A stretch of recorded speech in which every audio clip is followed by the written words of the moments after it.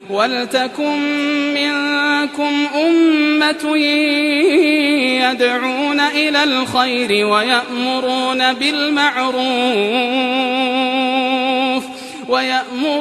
بِالْمَعْرُوفِ وَيَنْهَوْنَ عَنِ الْمُنكَرِ وَأُولَئِكَ هُمُ الْمُفْلِحُونَ. الحمد لله رب العالمين والصلاة والسلام على رسوله الكريم وعلى آله وصحبه أجمعين وأشهد أن لا إله إلا الله وأشهد أن محمدا عبده ورسوله. نبی کریم صلی اللہ علیہ وسلم بچپن میں بکریاں چرایا کرتے تھے. بکریاں چرانے کی حکمت کیا ہے، اس پر سابقہ درس میں گفتگو کی جا چکی ہے. جب آپ صلی اللہ علیہ وسلم جوان ہوئے تو تجارت کرنے لگے. بعض روایتوں میں مذکور ہے آپ ابو سائب کے ساتھ مل کر تجارت کیا کرتے تھے. آپ معاملات میں حد درجے امین اور لوگوں کے ساتھ سچائی کے ساتھ معاملہ کیا کرتے تھے. لوگ آپ کو صادق اور امین کہہ کر کے پکارا کرتے تھے. ایک کامیاب تاجر کے اوصاف میں اہم ترین وصف امانت اور صداقت ہے. نبی کریم صلی اللہ علیہ وسلم نے سچے اور امانت دار تاجر کی فضیلت بیان کرتے ہوئے فرمایا التاجر الصدوق الامین، سچا اور امانت دار تاجر مع النبیین والصدیقین والشہداء، انبیاء کے ساتھ ہوگا، صدیقین کے ساتھ ہوگا، شہداء کے ساتھ ہوگا. اسی سچائی اور امانت داری نے سیدہ خدیجہ رضی اللہ تعالی عنہا کو اس بات پر آمادہ کیا کہ وہ اپنا تجارتی سامان دے کر آپ صلی اللہ علیہ وسلم کو شام روانہ کریں، سیریا روانہ کریں. سیدہ خدیجہ رضی اللہ تعالی عنہا شرف اور مال دونوں لحاظ سے قبیلہ قریش کی ایک معزز، ایک بلند پایہ خاتون تھی. وہ اپنی قوم میں طاہرہ اور عفیفہ کے لقب سے معروف تھی. لوگ انہیں طاہرہ اور عفیفہ کہہ کر کے پکارا کرتے تھے، پاک دامن. سیدہ خدیجہ رضی اللہ تعالی عنہ اپنا مال لوگوں کو تجارت کے لیے دیا کرتی تھی، نفع میں شریک کرتی تھی، مضاربت کے اصولوں پہ دیا کرتی تھی. یہ جو پارٹنرشپ ہوتا ہے اس کی بنیادی طور پر دو قسمیں ہیں، ایک ہے مشارکہ، ایک ہے مضاربہ. مشارکہ میں ہوتا کیا ہے، سب لوگ انویسٹ کرتے ہیں، انویسٹ کے اعتبار سے فائدہ تقسیم ہوتا ہے. مضاربہ میں انویسٹ ایک کرتا ہے، محنت دوسرا کرتا ہے، اس کو مضاربہ کہتے ہیں. سیدہ خدیجہ رضی اللہ تعالی عنہ اپنا مال تجارت کے لیے لوگوں کو دیا کرتی تھی، منافع میں شریک کرتی تھی. جب سیدہ خدیجہ رضی اللہ تعالی عنہا کو نبی کریم صلی اللہ علیہ وسلم کی صداقت اور امانت داری کی خبر ہوئی تو انہوں نے نبی کریم صلی اللہ علیہ وسلم کو پیشکش کی کہ میرا مال آپ لے کر کے شام جائیں، سیریا جائیں دوسرے تاجروں کے بنسبت میں آپ کو دگنا فائدہ دوں گی۔ نبی کریم صلی اللہ علیہ وسلم نے سیدہ خدیجہ رضی اللہ تعالیٰ عنہ کی اس پیشکش کو قبول کر لیا۔ آپ سیدہ خدیجہ رضی اللہ تعالیٰ عنہ کا مال لے کر کے شام گئے۔ اس شام کے سفر میں سیدہ خدیجہ رضی اللہ تعالیٰ عنہ کا غلام میسرہ بھی ساتھ تھا۔ شام گئے، آپ نے سیدہ خدیجہ رضی اللہ تعالیٰ عنہ کا مال فروخت کیا، کافی فائدہ ہوا، اتنا فائدہ ہوا کہ اس سے قبل اتنا کبھی فائدہ نہیں ہوا تھا۔ جب واپس آپ مکہ آئے، سیدہ خدیجہ رضی اللہ تعالی عنہ کے حوالے ان کی امانت کر دی۔ سیدہ خدیجہ رضی اللہ تعالی عنہ نے آپ صلی اللہ علیہ وسلم کو اپنے وعدے سے دگنا حصہ دیا۔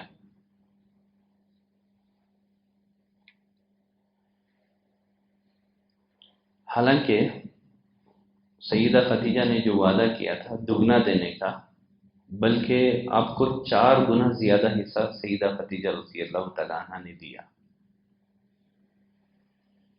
دیکھیے، ذرائع آمدنی کا،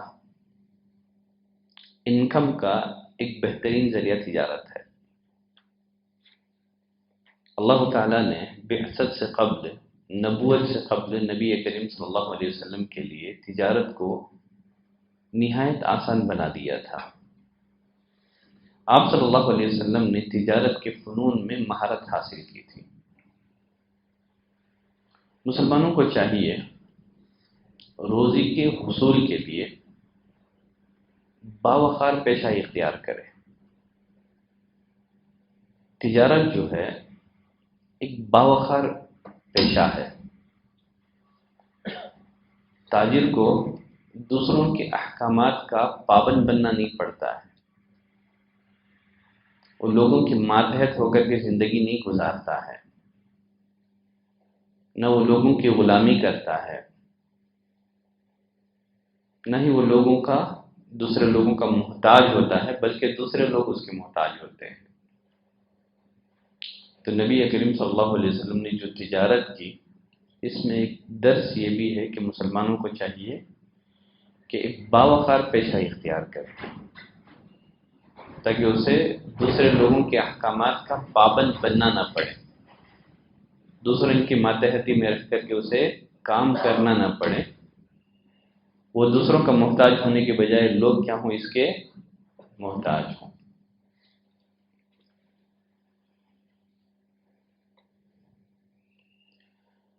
سیدہ خدیجہ رضی اللہ تعالی عنہ کے ساتھ نبی کریم صلی اللہ علیہ وسلم کی شادی، نبی کریم صلی اللہ علیہ وسلم کا نکاح۔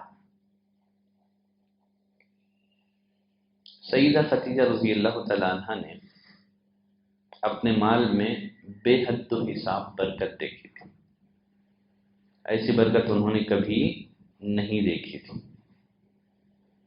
اور ساتھ ہی ساتھ میسرہ نے سیدہ خدیجہ رضی اللہ تعالی عنہ سے نبی کریم صلی اللہ علیہ وسلم کے اخلاق کریمانہ کا تذکرہ کیا، اس لیے کہ پورے سفر میں میسرہ نبی کریم صلی اللہ علیہ وسلم کے ساتھ تھا۔ دوران سفر اس نے نبی کریم صلی اللہ علیہ وسلم کی فیاضی دیکھی تھی، نبی کریم صلی اللہ علیہ وسلم کے اخلاق کریمانہ کا اس نے مظاہرہ کیا تھا۔ اور ساتھ ہی دوران سفر جو خرق عادت امور پیش آئے، جو خلاف عادت امور پیش آئے، ان امور کا بھی میسرہ نے خدیجہ رضی اللہ تعالی عنہ سے تذکرہ کیا۔ دوران سفر بہت سارے خلاف عادت امور پیش آئے تھے، جنہیں ہم کرامت یا معجزہ کہتے ہیں، جیسے بادلوں کا نبی کریم صلی اللہ علیہ وسلم کو سایہ کرنا ہے۔ تو اس طرح بہت سارے خلاف عادت امور اس سفر میں پیش آئے تھے۔ میسرہ نے خدیجہ رضی اللہ تعالی عنہ سے ان تمام امور کا تذکرہ کیا۔ سیدہ خدیجہ رضی اللہ تعالی عنہ پہلے ہی نبی کریم صلی اللہ علیہ وسلم کی امانت اور صداقت کا تذکرہ لوگوں کی زبانی سن چکی تھی۔ گویا سیدہ خدیجہ رضی اللہ تعالی عنہ کو اپنی گمشدہ منزل مل گئی۔ انہوں نے نبی کریم صلی اللہ علیہ وسلم سے شادی کا قطعی فیصلہ کر لیا۔ نبی سے شادی کرنے کا انہوں نے مضبوط ارادہ کر لیا۔ سیدہ خدیجہ رضی اللہ تعالیٰ عنہ کی ایک سہیلی تھی جن کا نام تھا نفیسہ بنت منبہ۔ اپنی جو دل کی بات تھی ان کے سامنے ذکر کر دی، اور نفیسہ کے تھرو نبی کریم صلی اللہ علیہ وسلم کی خدمت میں پیغام نکاح بھیج دیا۔ نبی کریم صلی اللہ علیہ وسلم نے اس پیشکش کو قبول کی، اپنے رضامندی کا اظہار کرتے ہوئے یہ پیشکش اپنے چچاؤں کے سامنے رکھ دی۔ چچاؤں نے موافقت کر لی۔ دیکھیے یہاں ایک بات سمجھ میں آتی ہے، ایک مسئلہ یہی سمجھ میں آتا ہے، یہ کوئی معیوب چیز نہیں ہے، یہ کوئی عیب کی بات نہیں ہے کہ نیک خاتون کسی نیک شخص سے نکاح کی خواہش کا اظہار کرے۔ جیسے خدیجہ رضی اللہ تعالیٰ عنہ نے نبی کریم صلی اللہ علیہ وسلم سے شادی کا اظہار کیا تھا، یہ کوئی عیب کی بات نہیں ہے۔ اگر کوئی نیک خاتون کسی نیک شخص سے نکاح کا اظہار کرے، گرچہ ہمارے معاشرے میں یہ بہت معیوب بات سمجھی جاتی ہے، حالانکہ کوئی معیوب بات نہیں ہے۔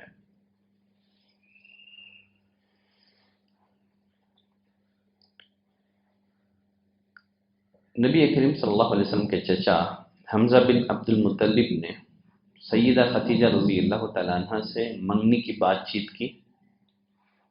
آخر کار سیدہ خدیجہ رضی اللہ تعالیٰ عنہ نبی کریم صلی اللہ علیہ وسلم کی زوجیت میں آ گئی۔ آپ نے مہر میں جو ہے نا 20 اونٹنیاں دی تھی، کافی مہنگا مہر تھا یہ۔ 20 اونٹنیاں نبی کریم صلی اللہ علیہ وسلم نے سیدہ خدیجہ رضی اللہ تعالیٰ عنہ کو بطور مہر دی تھی۔ علماء میں اس بات میں اختلاف ہے، سیدہ خدیجہ رضی اللہ تعالیٰ عنہ کی طرف سے ولی کون تھا؟ امام بیہقی نے لکھا ہے کہ ان کے والد خویلد نے ہی ان کا نکاح کرایا تھا۔ خدیجہ بنت خویلد، والد کا نام خویلد نے ہی نکاح کروایا تھا۔ واقدی ایک مورخ ہیں، مشہور سیرت نگار ہیں، انہوں نے ذکر کیا ہے کہ چچا عمرو بن اسد نے ان کا نکاح کرایا تھا، نکاح میں ولی چچا تھے۔ خیر اس مسئلے میں اہل علم کے مابین سیرت نگاروں میں کافی اختلاف پایا جاتا ہے۔ سیدہ خدیجہ رضی اللہ تعالیٰ عنہ یہ پہلی خاتون تھی جن سے نبی کریم صلی اللہ علیہ وسلم کا نکاح ہوا تھا۔ جب تک سیدہ خدیجہ رضی اللہ تعالیٰ عنہ بقید حیات تھی، نبی کریم صلی اللہ علیہ وسلم نے کسی دوسری عورت سے نکاح نہیں کیا۔ سیدہ خدیجہ رضی اللہ تعالیٰ عنہ کے پہلے شوہر کا نام عتیق بن عائش تھا۔ جب یہ فوت ہو گئے تو خدیجہ نے ابو حالہ بن نباش سے نکاح کیا، یہ بھی زمانے جاہلیت میں وفات پا گئے۔ یہ سیدہ خدیجہ رضی اللہ تعالیٰ عنہ کا تیسرا نکاح تھا نبی کریم صلی اللہ علیہ وسلم کے ساتھ۔ اس سے قبل سیدہ خدیجہ رضی اللہ تعالیٰ عنہ کے 2 نکاح ہو چکے تھے۔ ایک نکاح عتیق بن عائش مخزومی کے ساتھ، اور دوسرا نکاح ابو حالہ بن نباش کے ساتھ۔ جمہور مؤرخین، جمہور سیرت نگاروں کے قول کے مطابق نکاح کے وقت نبی کریم صلی اللہ علیہ وسلم کی عمر کتنی تھی؟ 25 برس کی تھی۔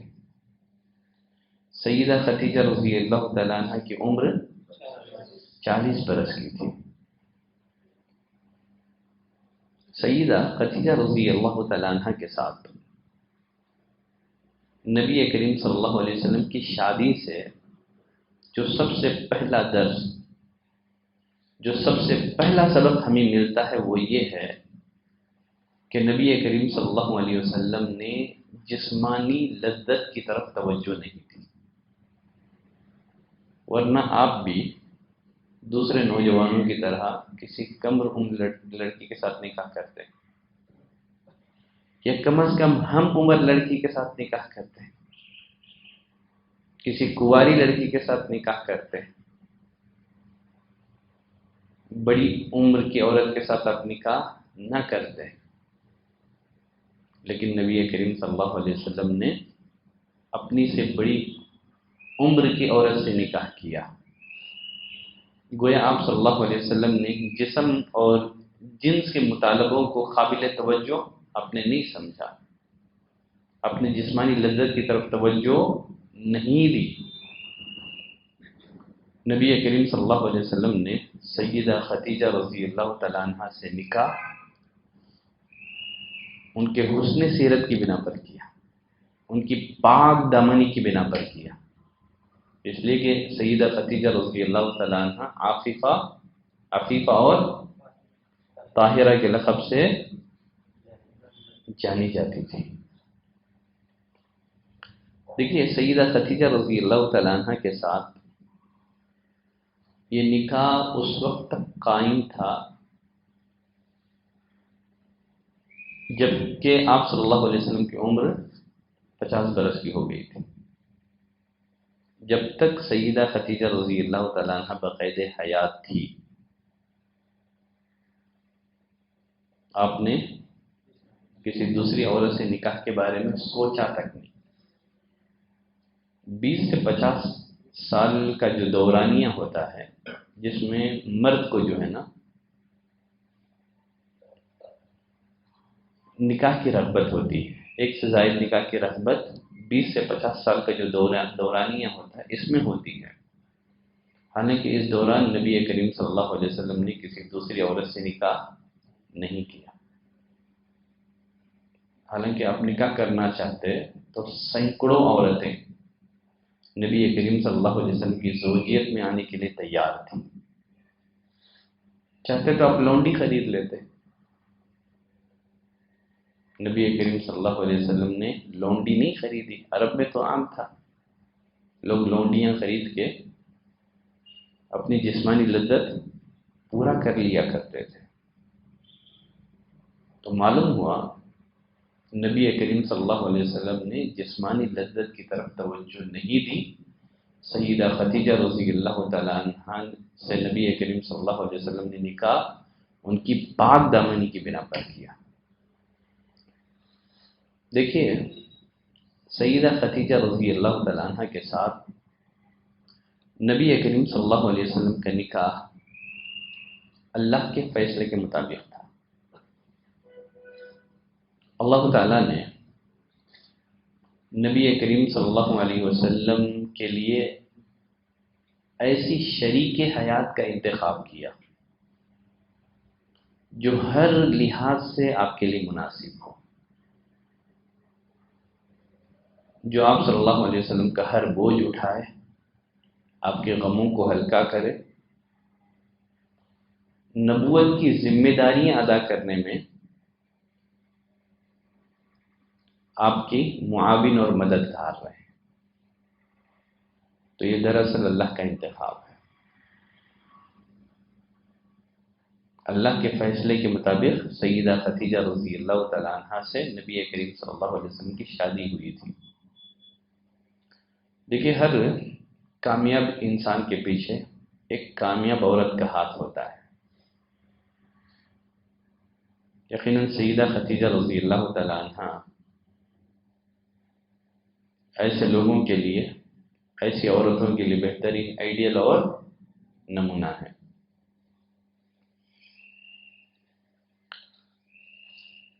آپ صلی اللہ علیہ وسلم کی تمام اولاد سوائے ابراہیم کے انہی سے ہوئی تھی۔ ابراہیم کی والدہ کا نام ماریہ قبطیہ۔ ماریہ قبطیہ کے ابراہیم کے علاوہ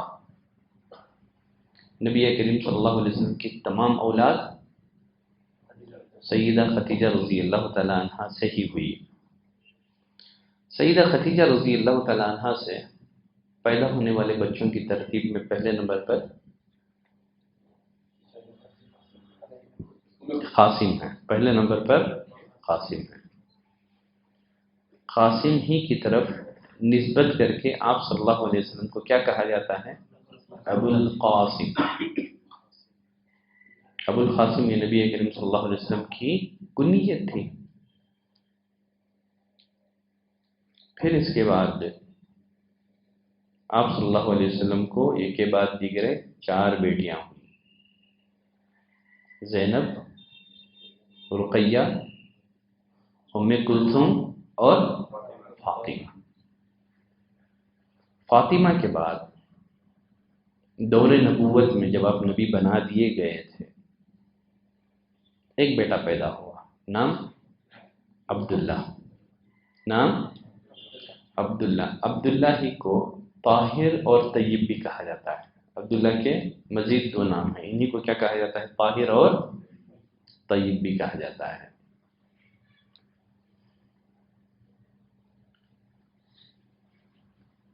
سیدہ خدیجہ رضی اللہ تعالیٰ عنہ سے پیدا ہونے والے تمام نرینہ اولاد بچپن میں وفات پا گئے۔ جو لڑکے ہیں، لڑکیاں تو زندہ رہیں، انہوں نے دور نبوت کو بھی پایا، بلکہ نبی کریم صلی اللہ علیہ وسلم کے ساتھ انہوں نے ہجرت بھی کی، سوائے فاطمہ کے رضی اللہ عنہ۔ نبی کریم صلی اللہ علیہ وسلم کی زندگی میں ہی آپ کی تمام بیٹیاں وفات بھی پا گئی۔ سیدہ فاطمہ رضی اللہ تعالی عنہ نبی کریم صلی اللہ علیہ وسلم کی وفات کے بعد، وفات کے 6 ماہ بعد ان کی وفات ہوئی۔ بقیہ تینوں بیٹیاں نبی کریم صلی اللہ علیہ وسلم کے باقاعدہ حیات رہتے ہوئے وفات پا گئی۔ جہاں تک لڑکوں کا معاملہ ہے، نرینہ اولاد کا معاملہ ہے، سب کے سب بچپن ہی میں وفات پا گئے۔ ان میں سے کوئی بھی جو ہے بلوغت کی عمر کو نہیں پہنچا۔ یہ جو ٹین ایج ہے، اس عمر کو نبی کریم صلی اللہ علیہ وسلم کا کوئی لڑکا نہیں پہنچا۔ بچپن میں نبی کریم صلی اللہ علیہ وسلم کو اپنے والدین کی جدائی کا صدمہ برداشت کرنا پڑا۔ جوانی میں اپنے بیٹوں کی جدائی کا دکھ نبی کریم صلی اللہ علیہ وسلم کو سہنا پڑا۔ حقیقت میں اللہ کے جو فیصلے ہوتے ہیں نا، یہ بڑے حکیمانہ ہوتے ہیں۔ اللہ کی مشیت یہ تھی کہ آپ کا کوئی بھی بیٹا بقید حیات نہ رہے، تاکہ مستقبل میں نبوت کا دعویٰ کر کے خود کو اور لوگوں کو آزمائش میں مبتلا نہ کرے۔ دیکھیں، انسان کی ایک فطری خواہش ہوتی ہے کہ اسے بیٹے ہوں۔ اللہ تعالیٰ نے نبی کریم صلی اللہ علیہ وسلم کو اس فطری خواہش کے مطابق بیٹے عطا کر دیے، تاکہ کوئی نبی کریم صلی اللہ علیہ وسلم کے کمال مردانگی پر حرف نہ اٹھائے، تاکہ کوئی نبی کریم صلی اللہ علیہ وسلم کے کمال مردانگی پر عیب نہ لگائیں، زبان درازی نہ کریں۔ تو اللہ تعالیٰ نے نبی کریم صلی اللہ علیہ وسلم کو بیٹے عطا کیے۔ پھر کم عمری میں اللہ نے انہیں واپس بھی لے لیا، تاکہ رسول اللہ صلی اللہ علیہ وسلم کی ذات ان لوگوں کے لیے اطمینان قلب اور حصول صبر کا ذریعہ بن جائیں جنہیں اللہ نے بیٹے عطا نہیں کیے ہیں، یا بیٹے عطا کر کے اللہ نے واپس لے لیے ہیں۔ ساتھ ہی ساتھ اولاد کی موت ایک آزمائش بھی ہے۔ انبیاء کرام کو اس آزمائش سے دوچار ہونا پڑا، اور ساتھ ہی ساتھ اللہ کی حکمت اس بات کا تقاضا کرتی تھی کہ نبی کریم صلی اللہ علیہ وسلم نرم دل اور رحم دل شخصیت کے مالک بن جائیں۔ یقیناً حادثات آدمی کو کیا کرتے ہیں؟ نرم دل بنا دیتے ہیں، اس سے سخت مزاج جو ہے اس کا خاتمہ ہوتا ہے۔ تو اللہ کی حکمت کا تقاضا تھا۔ اب ہم آگے بڑھتے ہیں تعمیر کعبہ کی طرف۔ نبی کریم صلی اللہ علیہ وسلم کی عمر 35 سال ہوئی، 35 ایئرس تھی۔ قریش کے لوگوں نے اثر نو تعمیر کعبہ کا منصوبہ بنایا۔ اثر نو یہ لوگ خانہ کعبہ تعمیر کرنا چاہ رہے تھے۔ وجہ کعبۃ اللہ کا ایک حصہ جل چکا تھا، مسلسل سیلابوں کی وجہ سے خانہ کعبہ کی دیواریں کمزور ہو چکی تھیں۔ کعبۃ اللہ کی جو دیواریں ہیں نا، وہ انسانی قد سے کچھ اونچی تھیں۔ قریش کے لوگ دیواریں اور تھوڑا سا اونچی بنانا چاہ رہے تھے، اور اس میں چھت بھی نہیں تھا۔ قریش کے لوگ اس میں چھت تعمیر کرنا چاہ رہے تھے۔ تو جب آپ 35 برس کے ہوئے تو قریش کے لوگوں نے اثر نو خانہ کعبہ کو تعمیر کرنے کا منصوبہ بنایا۔ لیکن نئی تعمیر کے لیے جو قدیم تعمیر ہے اس کو ڈھانا پڑتا ہے۔ قریش کے لوگ گھبرا رہے تھے، ڈر رہے تھے۔ وجہ کیوں ڈر رہے تھے؟ اس لیے کہ اس سے قبل جو ہے نا ابرہہ کا واقعہ پیش آ چکا تھا۔ ابرہہ خانہ کعبہ کو ڈھانے کے لیے 60,000 کا لشکر لے کر کے نکلا تھا۔ اللہ تعالیٰ نے پرندوں کا جھنڈ بھیج کر کے ابرہہ کے لشکر کو برباد کر دیا تھا۔ تو خانہ کعبہ کو گرانے سے ڈر رہے تھے۔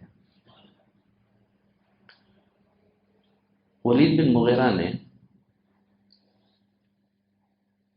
یہ کہتے ہوئے کدال پکڑی کہ اللہ تعالیٰ مصلحین کو عذاب نہیں دے گا۔ ہم کعبۃ اللہ کو جو ڈھا رہے ہیں، ہمارا ارادہ تو خانہ کعبہ کی توہین کا نہیں ہے، ہمارا ارادہ اس کی اصلاح کا ہے۔ ہم تو بھلائی کے چاہنے والے ہیں، خیر کے چاہنے والے ہیں، اللہ ہمیں عذاب نہیں دے گا۔ چنانچہ اس نے کدالی پکڑی اور خانہ کعبہ کو ڈھانا شروع کر دیا۔ خانہ کعبہ کا کچھ حصہ اس نے گرا دیا، لیکن ابھی بھی مکے والوں کو ہمت نہیں ہو رہی تھی۔ مکے والوں نے کہا تھوڑا ویٹ کرتے ہیں، صبح تک دیکھتے ہیں ولید بن مغیرہ پر کوئی آسمانی آفت آتی ہے یا نہیں آتی ہے۔ اگر ولید بن مغیرہ صبح تک کسی مصیبت میں مبتلا نہیں ہوا، کسی آسمانی آفت کا اگر وہ شکار نہیں ہوا، تو مطلب یہ ہے کہ اللہ تعالی ہمارے اس فیصلے سے راضی ہے۔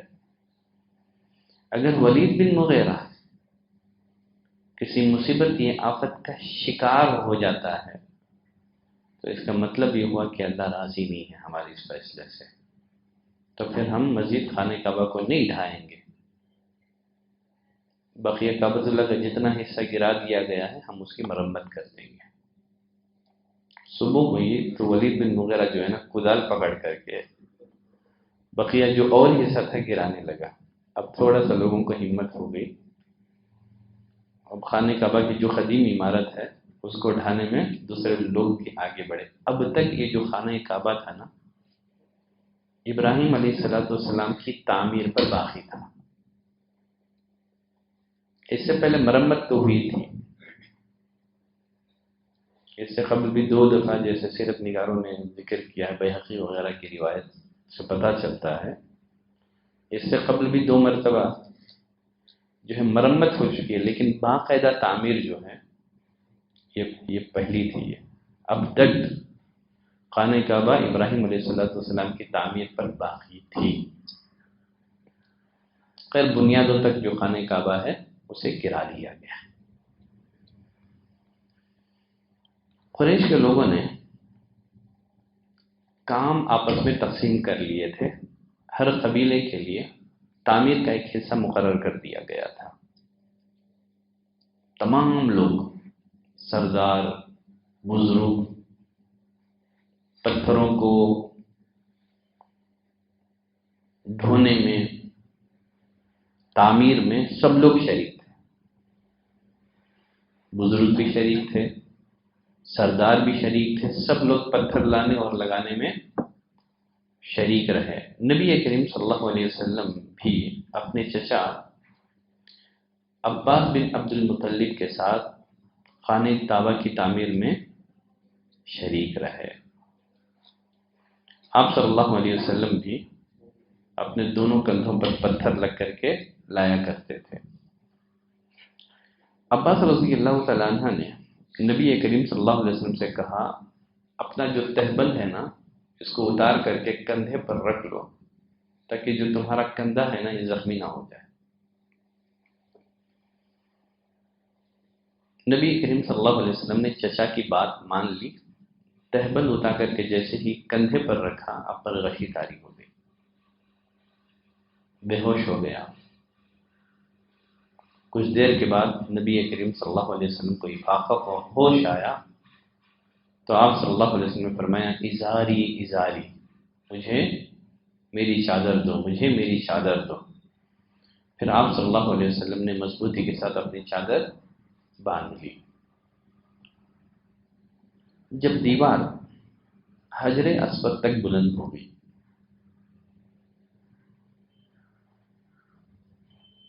حجر اسود کو اس کی جگہ پر رکھنے کا جب وقت آیا تو قریش کے قبائل میں سخت اختلاف شروع ہو گیا۔ تلواریں نیام سے باہر نکل گئی۔ قریش کے تمام قبائل چاہتے تھے کہ حجر اسود کو اس کی جگہ پر رکھنے کا شرف ہمارے اپنے قبیلے کو حاصل ہو۔ یہ اختلاف اتنا شدید ہو گیا، اگر وقت رہتے ہوئے اگر اس کا صحیح حل نہ نکالا جاتا تو پھر خانہ کعبہ میں قتل و قتال، قتل اور خون ریزی ہو جایا کرتی۔ 3 دن تک جو ہے نا، 3 یا 4 دن تک یہ اختلاف جاری رہا، کوئی کمپرومائز کرنے کے لیے تیار نہیں۔ سب چاہ رہے ہیں کہ حجر اسود کو اس کی جگہ پر رکھنے کا شرف ہمارے قبیلے کو حاصل ہو۔ بالآخر ابو امیہ ولید بن مغیرہ نے، جو قریش میں سب سے زیادہ عمر رسیدہ تھا، اس نے یہ رائے دی، اس گلی سے جو شخص پہلے آئے گا، اور بعض روایتوں سے پتہ چلتا ہے کہ اس نے کہا تھا کہ کل صبح سویرے حرم میں جو پہلے داخل ہوگا ہم اس کو اپنے اس معاملے کا حکم تسلیم کر لیتے ہیں، لیکن اکثر روایتوں میں حرم کا ذکر نہیں ہے۔ اس نے کہا، ابھی اس گلی سے جو شخص پہلے آئے گا، ابھی اس گلی سے جو شخص پہلے آئے گا اسے ہم اپنے اس معاملے کا حکم مان لیں گے، وہ جو فیصلہ دے گا ہم اسے منظور کر لیں گے۔ سب لوگوں نے اس رائے کو پسند کیا۔ اب کرتے تو بھی کیا کرتے، قتل و قتال سے کوئی حل تو نکلنے والا نہیں تھا۔ اب اللہ کا کرنا ایسے ہوا، اس گلی سے سب سے پہلے تشریف لانے والے کون تھے؟ نبی کریم صلی اللہ علیہ وسلم تھے۔ جب لوگوں نے نبی کریم صلی اللہ علیہ وسلم کو راستے سے آتے ہوئے دیکھا، سب لوگوں نے بے ساختہ طور پر یہ کہنا شروع کر دیا، ھذا محمد، یہ محمد ہے، ھذا امین، یہ امانت دار ہیں، رضینا، یہ جو بھی فیصلہ کریں ہم ان کے فیصلے سے راضی ہیں۔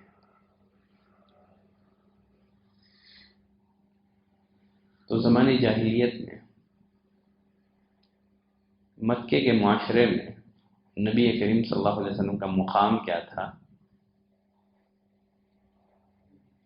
اس سے واضح ہوتا ہے۔ سب لوگ آپ کو امین کہا کرتے تھے، صادق کہا کرتے تھے۔ سب نے کہا ھذا امین رضینا، یہ امانت دار ہے، ابھی آپ نے فیصلہ نہیں کیا، سب لوگوں نے آپ کے فیصلے سے رضامندی کا اعلان اور اظہار کر دیا۔ قریش کے لوگوں نے نبی کریم صلی اللہ علیہ وسلم کو ساری بات بتائی. آپ صلی اللہ علیہ وسلم نے کہا حلموا ثوبہ، ایک کپڑا لاؤ. چنانچہ کپڑا لایا گیا. نبی کریم صلی اللہ علیہ وسلم نے اپنے دست مبارک سے حجر اسود کو اٹھا کر کے کیا کر دیا؟ کپڑے میں رکھ دیا، چادر میں رکھ دیا. پھر فرمایا لِتَأْخُذْ كُلُّ قَبِيلَةٍ بِنَاحِيَةٍ مِّنَ الثَّوْبِ، ہر قبیلے کا ایک ایک نمائندہ، ایک ایک ریپریزنٹیو چادر کے کناروں کو پکڑ لیں. پھر سب مل کر کے اس کو اٹھائیں.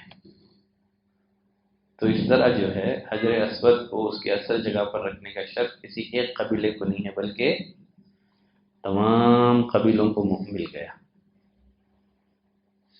اپنے حجر اسود کو چادر کے درمیان میں رکھ کر کے تمام قبیلوں کے افراد سے کہا کہ چادر کے کناروں سے اس کو پکڑ لیں، چادر کے کناروں کو تھام لیں. سب لوگ حجر اسود کو اٹھا کر اس مقام پر لے آئے جہاں اسے نصب کیا جانا چاہیے تھا. تو پھر نبی کریم صلی اللہ علیہ وسلم نے اپنے دست مبارک سے حجر اسود کو اٹھا کر کے اس کے مقام پر رکھ دیا، نصب کر دیا. تو اس طرح قبیلہ قریش کے درمیان رونما ہونے والے اختلافات کا خاتمہ ہو گیا. پھر اس کے بعد قریش کے لوگوں نے بقیہ جو تعمیر تھی اس کو مکمل کی.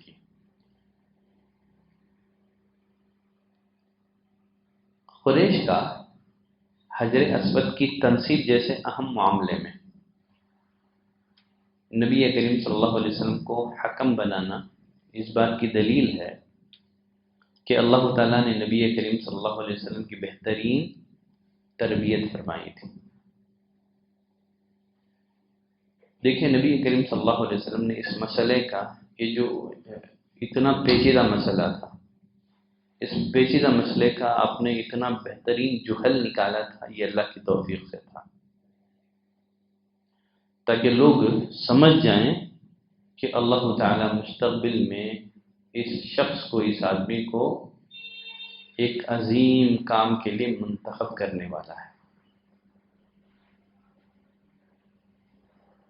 تو لوگوں کو بتانے کے لیے کہ یہ بچہ، یہ لڑکا، یہ آدمی مستقبل میں نبی بننے والا ہے، مستقبل میں اس کے اوپر ایک عظیم ذمہ داری ڈالی جانے والی ہے. تو پہلے اس سے لوگوں کے ذہن کو تیار کیا جا رہا تھا تاکہ آپ کی نبوت کو تسلیم کرنا لوگوں کے لیے مشکل نہ رہے، آسان ہو جائے.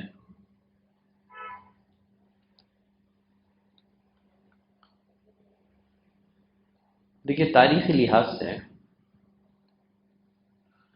بیت اللہ کی تعمیر 4 دفعہ ہوئی تھی.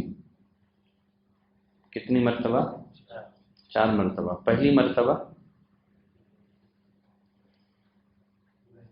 ابراہیم علیہ السلام نے اسے تعمیر کیا تھا. بیٹے اسماعیل علیہ السلام نے اس کام میں اپنے والد کی مدد کی تھی، معاونت کی تھی. دیکھیے یہاں اس مسئلے میں اہل علم کے مابین اختلاف ہے. ابراہیم علیہ السلام خانہ کعبہ کے مجدد تھے کہ بانی تھے؟ سمجھ رہے ہیں آپ؟ مجدد مطلب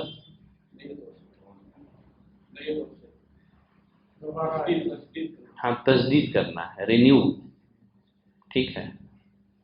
یا باقاعدہ اس کے فاؤنڈر تھے یا بس رینیو کرنے والے تھے، مجدد تھے؟ اس بارے میں اختلاف ہے. اس حوالے سے جو ہے متعدد روایتیں ملتی ہیں. اس بارے میں ایک قول ہے کہ خانہ کعبہ کو سب سے پہلے فرشتوں نے تعمیر کیا تھا.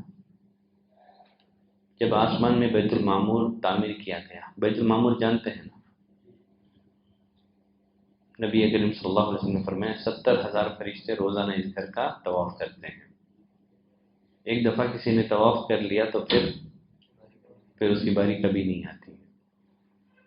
جب آسمانوں میں بیت المعمور تعمیر کیا گیا، بنایا گیا، تو اسی وقت اللہ کے حکم سے فرشتوں نے زمین پر خانہ کعبہ تعمیر کیا تھا۔ یہ قول یہ ہے۔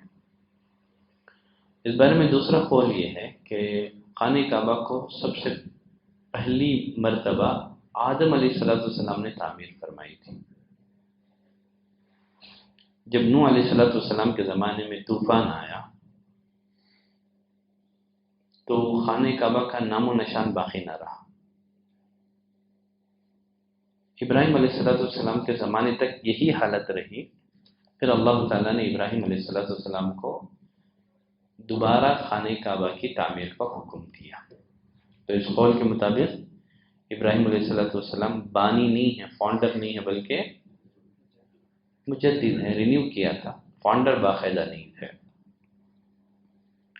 ایک تیسری رائے یہ ہے کہ سب سے پہلے خانہ کعبہ کو ابراہیم علیہ السلام نے ہی بنایا تھا۔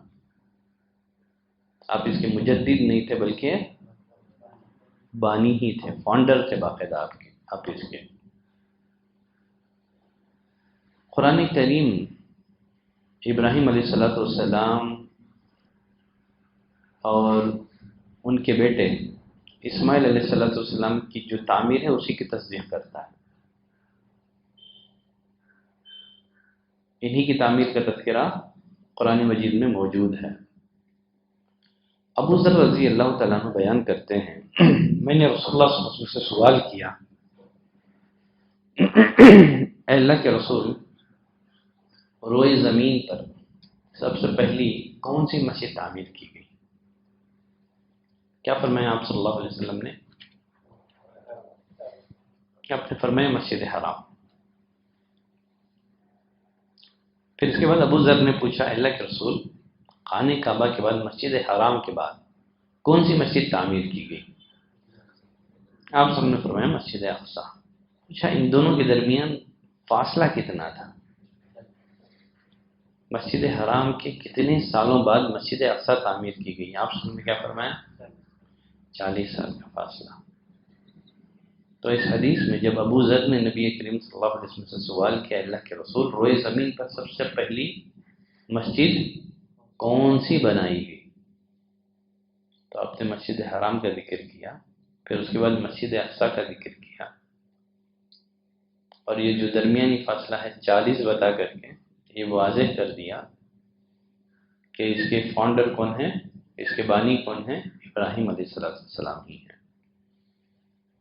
علامہ ابن کثیر رحمۃ اللہ علیہ لکھتے ہیں، وَلَمْ يَجِعْ فِي خَبْرٍ صَحِيحٍ عَنْ مَعْصُومٍ، کسی بھی صحیح حدیث میں نبی کریم صلی اللہ علیہ وسلم سے ایسی کوئی روایت ہم کو نہیں ملتی ہے ان البیت کان مبنیا قبل الخلیل علیہ السلام، کہ خانہ کعبہ کا وجود ابراہیم علیہ السلام سے پہلے رہا ہو، ایسی کوئی صحیح روایت ہمیں نہیں ملتی ہے۔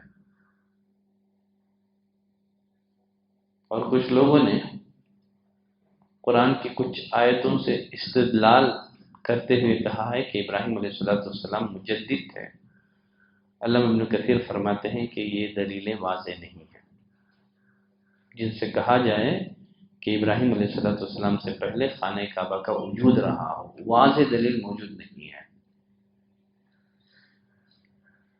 آگے لکھتے ہیں، جہاں تک اس جگہ کا معاملہ ہے جس جگہ خانہ کعبہ تعمیر کی گئی، وہ جگہ ہر دور میں قابل احترام رہی ہے، لیکن باقاعدہ بنیاد کھود کر کے اس گھر کو تعمیر کرنے والے ابراہیم علیہ السلام ہی ہیں۔ تو خلاصہ یہ ہے کہ سب سے پہلے خانہ کعبہ کو کس نے تعمیر کیا؟ ابراہیم علیہ السلام نے۔ دوسری مرتبہ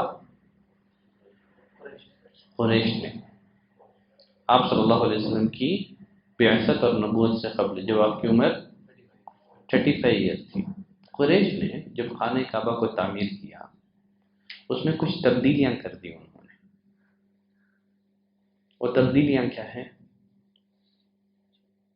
ابراہیم علیہ السلام نے جو خانہ کعبہ بنایا تھا نا، حتیم کا جو علاقہ ہے وہ عمارت میں شامل تھا۔ حتیم کا علاقہ جانتے ہیں نا، حتیم کا چھوٹی سی دیوار بنی ہوئی ہے، وہ جو علاقہ ہے وہ بھی باقاعدہ طور پر ابراہیم علیہ السلام کی عمارت میں شامل تھا، لیکن قریش نے اسے چھوڑ دیا۔ کیوں چھوڑ دیا؟ جب خانہ کعبہ تعمیر کر رہے تھے تو قریش نے یہ عہد کیا کہ خانہ کعبہ کی تعمیر میں صرف حلال کمائی کا استعمال ہوگا، سود خوری، ظلم سے حاصل کردہ مال اس میں خرچ نہیں کریں گے۔ زمانے جاہلیت میں لاکھ خرابیاں تھیں، لیکن اس کے باوجود وہ حلال اور حرام میں تمیز کرتے تھے، جانتے تھے۔ تو انہوں نے معاہدہ کیا کہ صرف حلال کمائی کا روپیہ ہی خانہ کعبہ کی تعمیر میں لگایا جائے گا۔ اب یہ جو حلال کمائی ہے نا، کم پڑ گئی، ان کی کمائی کا زیادہ دار و مدار حرام پر ہی تھا۔ جھوٹ بول کر، ظلم کر کے، جو پیور حلال کمائی کی جو رقم تھی نا، وہ اتنی زیادہ نہیں تھی ان کے پاس کہ جس سے خانہ کعبہ کا جو تعمیراتی کام ہے مکمل طور پر اسے پائے تکمیل تک پہنچا سکے، کمپلیٹ کر سکے۔ چنانچہ انہوں نے حتیم کا علاقہ چھوڑ دیا، ایک چھوٹی سی دیوار تعمیر کر دی تاکہ لوگوں کے علم میں رہے کہ یہ بھی خانہ کعبہ کا حصہ ہی ہے۔ تو ایک تو انہوں نے کیا کیا، حتیم کا جو علاقہ ہے نا اس کو عمارت میں شامل نہیں کیا۔ دوسری تبدیلی انہوں نے جو کی نا، دیواروں کی بلندی 18 ہاتھ تک کر دی۔ پہلے انسانی قد سے کچھ اونچی تھی دیواریں، انہوں نے کیا کر دیا، دیواریں تقریباً 18 ہاتھ بلند کر دی۔ اور اس کا جو دروازہ ہے نا، سطح زمین سے اونچا کر دیا، سیڑھی کے بغیر اس میں چڑھا نہیں جا سکتا تھا۔ پہلے زمین کے برابر تھا، لیکن انہوں نے کیا کیا، سطح زمین سے کافی اونچا کر دیا، بغیر سیڑھی کے آپ چڑھ نہیں سکتے۔ ایسا انہوں نے 2 مقصد سے کیا۔ ایک مقصد تو کیا ہے، تاکہ سیلاب کا پانی اندر نہ جائے۔ دوسری وجہ، خانہ کعبہ میں ہر کوئی داخل نہ ہو سکے، وہی داخل ہو جسے قریش کے لوگ اجازت دیں۔ یہ 2 مقصد ان کے سامنے تھے، اس لیے انہوں نے کیا کر دیا، دیوار، یہ جو دروازہ ہے سطح زمین سے اونچا کر دیا، اور ساتھ ہی ساتھ اس کی چھت لکڑی کے 6 ستونوں پر بنائی۔ پہلے تو چھت نہیں تھی، ابراہیم علیہ السلام نے جو گھر بنایا تھا، جو خانہ کعبہ تعمیر کیا تھا، چھت نہیں تھی، لیکن انہوں نے چھت بنائی۔ کتنے ستون؟ 6 ستون والی چھت بنائی۔ تو یہ تو دوسری تعمیر رہی۔ تیسری تعمیر وہ ہے عبداللہ بن زبیر نے کی۔ یزید بن معاویہ کے عہد حکومت میں حسین بن نمیر، اس نے عبداللہ بن زبیر رضی اللہ تعالیٰ عنہ کا محاصرہ کیا۔ اس دوران بیت اللہ کا کچھ حصہ جل گیا، تو عبداللہ بن زبیر نے جو ہے نا خانہ کعبہ کو پھر سے نئے سے بنایا۔ عبداللہ بن زبیر نے کیا کیا، جب انہوں نے خانہ کعبہ کو اثرن تعمیر کیا، یہ جو حتیم کا علاقہ جسے قریش نے چھوڑ دیا تھا اس کو عمارت میں شامل کر دیا۔ حتیم کا علاقہ جسے قریش کے لوگوں نے چھوڑ دیا تھا، اسے کیا کر دیا، عمارت میں شامل کر دیا۔ دروازہ پھر سے سطح زمین کے برابر کر دیا، 2 ڈور بنا دیے، داخل ہونے کے لیے اور ایک نکلنے کے لیے۔ ایسا انہوں نے ایک حدیث کی وجہ سے کیا تھا، سیدہ عائشہ رضی اللہ تعالیٰ عنہ کی ایک روایت کی روشنی میں انہوں نے یہ سارے کام کیے تھے۔ حتیم کے علاقے کو عمارت میں شامل کر دیا، دروازہ سطح زمین کے برابر کر دیا، 2 ڈور انہوں نے بنا دیے۔ صحیح مسلم کی روایت ہے، صحیح بخاری میں بھی یہ روایت موجود ہے، نبی کریم صلی اللہ علیہ وسلم نے سیدہ عائشہ سے کہا، لولا ان قومکی حدیث عہد بجاہلیہ، اے عائشہ، اگر تیری قوم کا جاہلیت کا زمانہ قریب نہ ہوتا، ابھی یہ لوگ مسلمان ہوئے ہیں، جاہلیت کا دور بہت دور نہیں ہے، اگر تیری قوم کا جاہلیت کا زمانہ دور نہ ہوتا تو میں کیا کرتا؟ لَأَنفَقْتُ كَنْزَ الْكَعْبَةِ فِي سَبِيلِ اللَّهِ، خانہ کعبہ کے خزانوں کو اللہ کے راستے میں خرچ کر دیتا، وَلَجَعَلْتُ بَابَهَا بِالْأَرْضِ، دروازے کو زمین دوز کر دیتا، زمین کے برابر کر دیتا، وَلَأَدْخَلْتُ فِيهَا الْحِجْرِ، اور حتیم کو خانہ کعبہ میں داخل کر دیتا۔ اور صحیح مسلم کی روایت، صحیح بخاری کی روایت میں وَجَعَلْتُ لَهَا بَابَيْنِ، دو دروازے بنا دیتا، ایک مشرق میں ایک مغرب میں۔ چونکہ عبداللہ بن زبیر نے سیدہ عائشہ رضی اللہ تعالیٰ عنہ سے یہ حدیث سن رکھی تھی، تو انہوں نے کیا کر دیا، نبی کریم صلی اللہ علیہ وسلم جیسے خانہ کعبہ چاہ رہے تھے ویسے انہوں نے بنا دیا۔ عبداللہ بن زبیر کی شہادت ہوئی، اس کے بعد عبد الملک بن مروان کا دور حکومت آیا۔ عبد الملک بن مروان کو یہ حدیث نہیں پہنچی تھی، سید عائشہ رضی اللہ تعالیٰ عنہ والی جو حدیث ہے نا، یہ عبد الملک بن مروان کو نہیں پہنچی تھی۔ اس نے کیا کیا، اسے توڑوا دیا۔ عبداللہ بن زبیر کی جو عمارت تھی اس کو عبد الملک بن مروان نے توڑوا دیا، پھر جیسے قریش نے بنایا تھا واپس ویسے بنا دیا،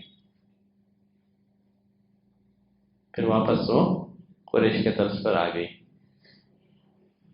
لیکن بعد میں عبد الملک بن مروان کو یہ حدیث پہنچی تو اس کو بڑا رنج ہوا اور کہنے لگا کاش میں اسے ایسے ہی رہنے دیتا۔ خلیفہ ہارون رشید نے امام مالک رحمۃ اللہ علیہ سے کہا اگر آپ اجازت دیں تو خانہ کعبہ کو زبیر رضی اللہ تعالیٰ عنہ کے بنائے ہوئے کے مطابق بنا دو، جیسے عبداللہ بن زبیر نے بنایا تھا ویسے میں اس کو بنا دوں۔ امام مالک نے کیا کہا کہ آپ ایسا نہ کیجیے، ایسا نہ ہو کہ خانہ کعبہ بادشاہوں کا ایک کھلونا بن جائے، ہر کوئی آتا رہے، گراتا رہے، تعمیر کرتا رہے، لوگوں کے دلوں میں خانہ کعبہ کا جو تقدس احترام ہے نا وہ ختم ہو جائے گا۔ اللہ کے لیے آپ ایسا نہ کریں، چھوڑ دیں اس کو، اس کی حالت پر، وہ جس حالت میں بھی ہے اس کو چھوڑ دیں۔ چنانچہ ہارون رشید اپنے اس ارادے سے باز آ گیا، چنانچہ اس نے کسی طرح کی کوئی چھیڑ چھاڑ نہیں کی۔ تو کتنی دفعہ ہو گیا ہے؟ ایک ابراہیم علیہ السلام کی تعمیر، دوسرا قریش نے، تیسرا عبداللہ بن زبیر نے، تیسرا عبد الملک بن مروان نے۔ یہ جو موجودہ جو ہمارے پاس تعمیر ہے یہ کس کی ہے؟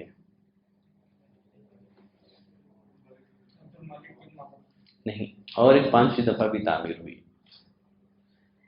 خانہ کعبہ جو ہے نا، آخری مرتبہ خلافت عثمانیہ کے سلطان مراد چہرم نے 1630 عیسوی میں اسے تعمیر کی، پھر سے 1630۔ یہ کون سا ہے؟ 2000 کتنے سال پہلے؟ یہ خلافت عثمانیہ کا دور ہے، تقریباً 400 سال پہلے۔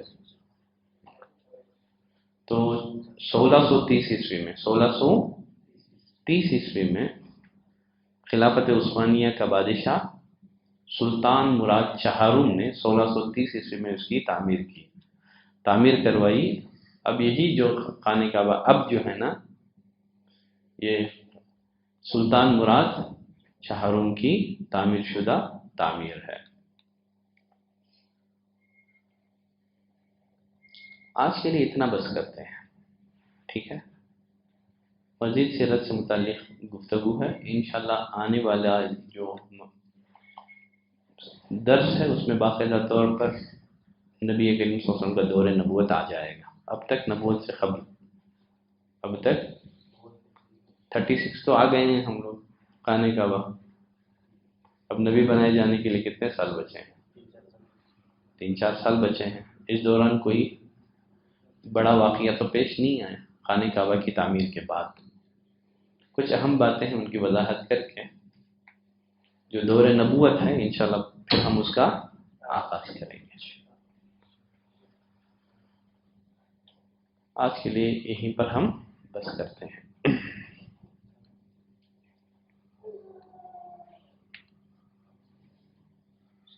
آپ نے جو حدیث سنائی کہ سب سے پہلے مسجد کو دنیا میں کون سی بنائی گئی؟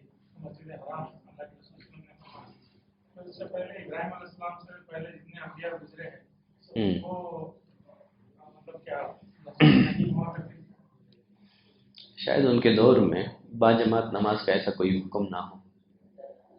ٹھیک ہے، لوگ اللہ کی عبادت کرتے ہوں، ٹھیک ہے، انفرادی طور پر گھروں میں، لیکن باضابطہ طور پر اللہ کی طرف سے اس طرح کا کوئی حکم نہ ملا. اس کی طرف بھی اشارہ ہو سکتا ہے نا کہ جو ہے آدم علیہ السلام نے پہلے بنائی ہیں. تو اسی لیے جو روایتیں ہیں عموماً کچھ تابعین کے اقوال ہیں، ٹھیک ہے، یا تو کچھ اسرائیلی روایتیں ہیں، ان پر بہت زیادہ اعتماد نہیں کیا جا سکتا. ہاں، قرآن میں کچھ اشارے ہیں، ان سے اہل علم نے استدلال کیا ہے ان اشاروں سے، لیکن علامہ ابن کثیر فرماتے ہیں کہ کوئی واضح اشارات نہیں ہیں، کہ کوئی واضح اشارات نہیں ہیں. کچھ لوگوں نے قرآن مجید کی مختلف آیتوں سے استدلال کیا ہے، جیسے ابراہیم علیہ السلام نے اللہ کے حکم سے اپنی بیوی ہاجر اور اپنے بیٹے اسماعیل علیہ السلام کو مکی کے بے آب و گیاہ وادی میں بسایا، چھوڑ کر کے واپس ہونے لگے. اس وقت انہوں نے دعا کی تھی. کیا دعا ہے؟ انی اسکنت من ذریتی بواد غیر ذی زرع عند بیتک المحرم. اے اللہ، میں نے اپنی ذریت کو ایسی وادی میں بسایا ہے جو بے آب و گیاہ وادی ہے، جو کھیتی نہیں اگاتی ہے. عند بیتک المحرم، تیرے حرمت والے گھر کے پاس. ابھی خانہ کعبہ تیار نہیں ہوا تھا، ٹھیک ہے، ابھی پہلی مرتبہ اللہ کے حکم سے چھوڑے آ رہے ہیں، چھوڑ کر کے واپس جا رہے ہیں، چھوڑ کر کے واپس جا رہے ہیں. تو اس موقع سے انہوں نے دعا کی تیرے حرمت والے گھر کے پاس. حالانکہ گھر تو نہیں تھا، ٹھیک ہے. تو اس سے آیت سے استدلال کیا ہے کہ خانہ کعبہ ابراہیم علیہ السلام سے پہلے موجود تھا. بعض اہل علم نے کہا کہ اللہ نے ابراہیم علیہ السلام کو وحی کی تھی کہ آپ کو اس جگہ خانہ کعبہ تعمیر کرنا تھا. جب آپ اپنے بیوی بچوں کے ساتھ گئے، جا کر کے کچھ ایک کیا بولتے ہیں اس کو، چھپڑ بولتے ہیں نا، ایسے ہی آپ نے گیا ایک چھوٹا سا چھپڑ بنا دیا، چلے گئے ادھر. لیکن باقاعدہ بنیاد کھود کر کے تعمیر بعد میں کی. تو ہر طرح کے اقوال ہیں اس بارے میں، ٹھیک ہے، ہر طرح کے اقوال. جو لوگ کہتے ہیں آپ فاؤنڈر تھے، وہ لوگ کہتے ہیں کہ نہیں، اللہ نے بتا دیا تھا آپ کو.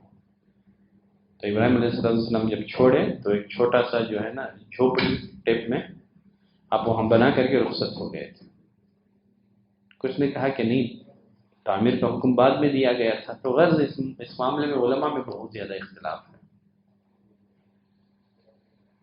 ممکن ہے ایسا کوئی باقاعدہ حکم نہ ہوا ہو تعمیر مسجد وغیرہ کا، ٹھیک ہے.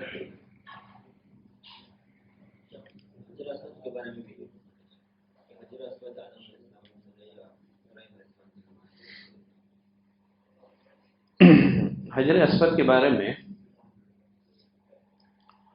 کچھ بیہقی وغیرہ کی روایتوں میں اہل علم نے اس روایت کو صحیح یا حسن قرار دیا ہے. جب اللہ تعالیٰ نے ابراہیم علیہ السلام کو تعمیر کعبہ کا حکم دیا، آپ تھوڑا سا گھبرا گئے، کیا ہو گیا؟ تو اللہ تعالیٰ نے نبی کریم صلی اللہ علیہ وسلم پر سکینت نازل کی. وہ سکینت اس طرح نازل کی کہ اللہ تعالیٰ نے ایک ہوا کو بھیجا. اس کا ایک سر تھا، جس جگہ خانہ کعبہ تعمیر کرنا تھا وہ ہوا جا کر کے، فضا جا کر کے اس جگہ شام کے یعنی مانند وہ بیٹھ گئی. تو ابراہیم علیہ السلام نے وہاں خانہ کعبہ تعمیر کیا. جب ابراہیم علیہ السلام خانہ کعبہ تعمیر کر رہے تھے، دیوار تھوڑی سی بلند ہوئی تو آپ نے اسماعیل علیہ السلام کو بھیجا، جاؤ جا کر کے پتھر تلاش کر کے لاؤ. چنانچہ اسماعیل علیہ السلام پتھر لانے کے لیے نکلے، واپس آئے، دیکھا کہ وہاں آلریڈی پتھر موجود ہے. تو اسماعیل علیہ السلام نے اپنے ابو سے کہا کہ اے ابو، پتھر تو یہاں آلریڈی پہلے سے موجود ہے، یہ پتھر کہاں سے آ گیا؟ تو ابراہیم علیہ السلام نے کہا شاید یہ پتھر وہ لایا ہے جس کو تمہاری تعمیر پر اعتماد اور بھروسہ نہیں. یعنی اس پتھر کو لانے والے کون تھے؟ جبریل علیہ السلام. ٹھیک ہے. تو بیہقی وغیرہ کی روایت میں حجر اسود کی تاریخ کا تذکرہ ابراہیم علیہ السلام کی تعمیر کے حوالے ہی سے کیا گیا ہے. ٹھیک ہے.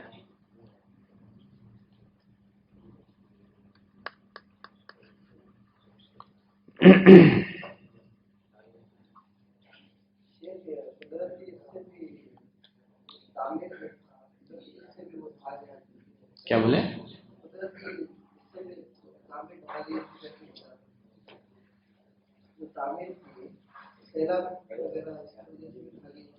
ہمیں بتایا نا، آپ کو شروع میں بتایا تھا نا، ایک تو کچھ حصہ جل گیا تھا، مسلسل سیلاب آنے کی وجہ سے اس کی دیواریں کمزور ہو گئی تھی.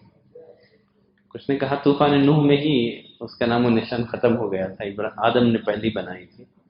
تو اس بارے میں جیسے میں نے کہا تابعین کے کچھ اقوال ہیں. علامہ ابن کثیر رحمۃ اللہ علیہ نے کہا کہ ولم یجع فی خبر صحیح عن معصوم، نبی معصوم صلی اللہ علیہ وسلم سے کسی بھی صحیح حدیث میں یہ بات ہمیں نہیں ملتی ہے ان البیت کان مبنیا قبل الخلیل علیہ السلام، کہ خانہ کعبہ کا وجود ابراہیم علیہ السلام سے پہلے رہا ہو.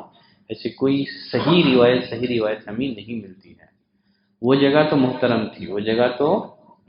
تھی لیکن عمارت تھی، اس بارے میں کوئی واضح روایت ہمیں نہیں ملتی.